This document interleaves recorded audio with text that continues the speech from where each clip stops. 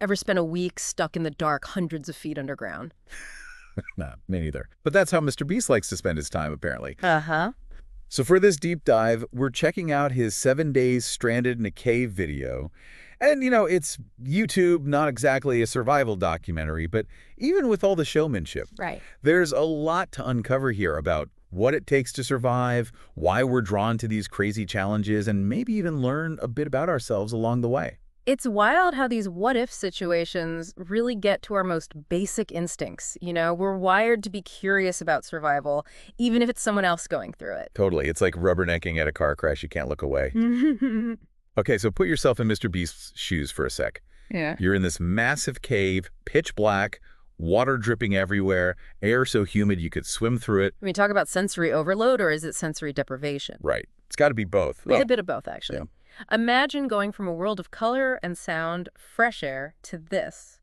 5 kilometers down, nothing but darkness and that constant drip, drip, drip of water. Ugh, it's giving me the chills just thinking about it. Your brain is getting slammed with these weird feelings while also being starved for what it's used to. No wonder they were freaking out a bit right from the start. And if that wasn't bad enough, they find out about the risk of flash floods. Talk about terrifying. Oh, absolutely. Caves are basically giant funnels for water, so even a little rain miles away can turn into a raging river inside in no time. Wow. So they'd be screwed without warning, basically. If they hadn't moved to higher ground, they wouldn't have stood a chance. Imagine a wall of water rushing at you in the pitch black. Nightmare stuff. That's what I'm talking about, YouTube versus reality. In the video, it's just like, oh, a slight problem, let's relocate. But hearing you describe it, that's what makes it real. For sure. So they find this kind of safe spot, start setting up camp. And by camp, I mean hammocks in this damp, echoey cave. They even had a whole discussion about rock peeing, believe it or not. I know, right? Sounds funny. And I'll admit I chuckled, but it shows how survival changes things. Right. Like how so? Think about it. Stuck in that situation, normal bathroom rules kind of go out the window when you're trying to stay dry and, well, not gross everyone out, right? It becomes about what works to survive. Makes sense.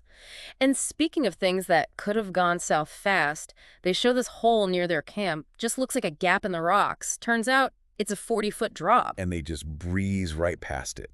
Shows how messed up your idea of danger can get in those high-stress situations. Lucky nobody took a tumble in the dark. Can you imagine falling into that black hole in the middle of the night? Talk about a bad dream. But instead of that, they decided to, you guessed it, go deeper into the cave. Classic. And that's where they hit the river.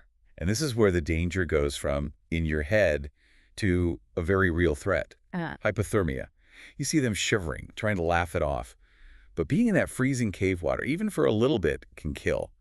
We're not talking about feeling chilly here. We're talking your body temp dropping so low your organs start shutting down. And it's not just being in the water, right? They're already soaked to the bone, clothes clinging to them. It's like this constant drain on their body heat. Exactly. Hypothermia is a sneaky one. Yeah. It messes with your head, your coordination, even your ability to think straight.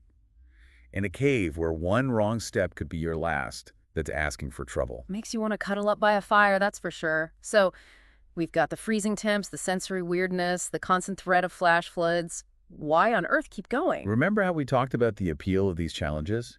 Pushing your limits, facing the unknown? And in this case, there's the visual payoff. They were heading towards a chamber full of glowworms. And trust me, the footage is mind-blowing. It's like something out of Avatar, all those glowing insects lighting up this huge cavern. But getting there was brutal, wasn't it? There was that crazy tight squeeze where they could barely breathe, let alone film, and then that near-death part where the current almost swept them away. Those moments really show you what caving is all about. It's not just looking around. It's navigating through tiny spaces, fighting against strong currents, using every muscle in your body to pull yourself over slick rocks. It's a full-body workout with serious consequences if you slip up. And then there was that cliff jump. I mean, Mac just went for it. I guess when you're already freezing and drenched, it's not as scary, but still. That kind of fearlessness makes you get why people love this stuff. For sure. There's something primal about confronting your fears. Yeah. It's exhilarating, even empowering. And you know what's interesting? After they made it past those obstacles, even though they had to turn back before reaching the glowworms, their pace changed on the way back. They were quicker, more confident. Like they'd stare down the worst of it and come out on top. Like, we can survive anything now. Exactly. Our brains are hardwired to adapt to tough situations. The more familiar we get with something risky, even if it just feels risky, the less threatening it becomes. Their time in the cave, as scary as it was, actually made them better at navigating it the second time around. But even with that boost in confidence, they were still exhausted, hungry, and constantly cold. And then they come across what they called the death hole. The name alone gives me goosebumps. As it should. From what they said, it sounded like a narrow passage with a crazy strong current that could trap you at the bottom if you fell in. It's a reminder that even with expert guides and safety measures, caving is inherently dangerous. One misstep, one moment of carelessness, and the consequences could be really bad. It's a lot to process, especially after everything they'd already gone through. You could hear the fear creeping into their voices, how serious the situation was really hitting them. But even then, under pressure, they still found time for humor. Remember the whale noises? That's crucial in survival. Finding ways to stay positive, to connect with your people through humor. It helps with the stress and keeps you from falling apart. It's a coping mechanism as old as time. And you really felt like their guide, Joel, was their rock through it all. He wasn't just leading them through the cave, he was keeping them level-headed, safe, and reminding them to appreciate how amazing the environment was. Shows you how much they trusted him. In new and potentially dangerous situations, we naturally look to experts for guidance and support. And Joel, with how calm he was and how much he obviously knew, he was that for them.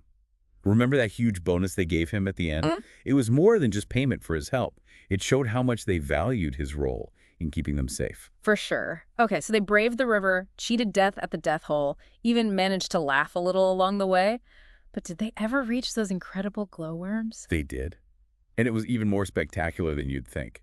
This massive cavern lit up by thousands of those glowing insects, like a fairy tale.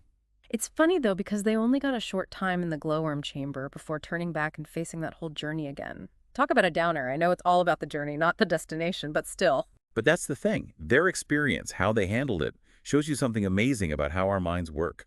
Remember how we said our brains are wired to find value in hard-won achievements? That glowworm chamber wouldn't have felt as special if they hadn't gone through hell to get there. The struggle, the discomfort, the fear it all made, that feeling of awe and wonder even stronger when they finally reached their goal. It's like they say, the toughest climbs lead to the best views. But here, it was less about the view and more about catching their breath before doing it all again, right? They still had that whole treacherous cave to get through, only this time on empty stomachs and barely any sleep. Yeah, that return trip adds a whole other level of mental toughness to the challenge. Pushing yourself towards a goal knowing it's almost over, that's one thing.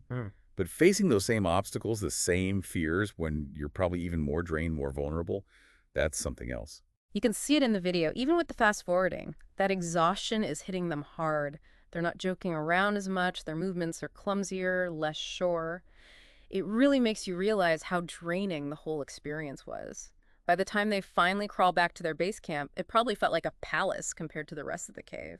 It's amazing how our idea of comfort changes depending on what we're going through. I bet a damp hammock and dripping water never felt so luxurious.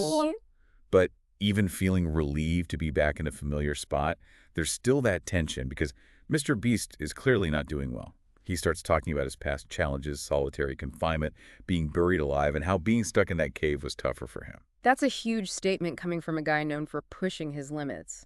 Yeah. What was it about the cave that broke him, do you think? It's the relentlessness of it. With the other challenges, even though they were intense, he had some control. There was an end in sight.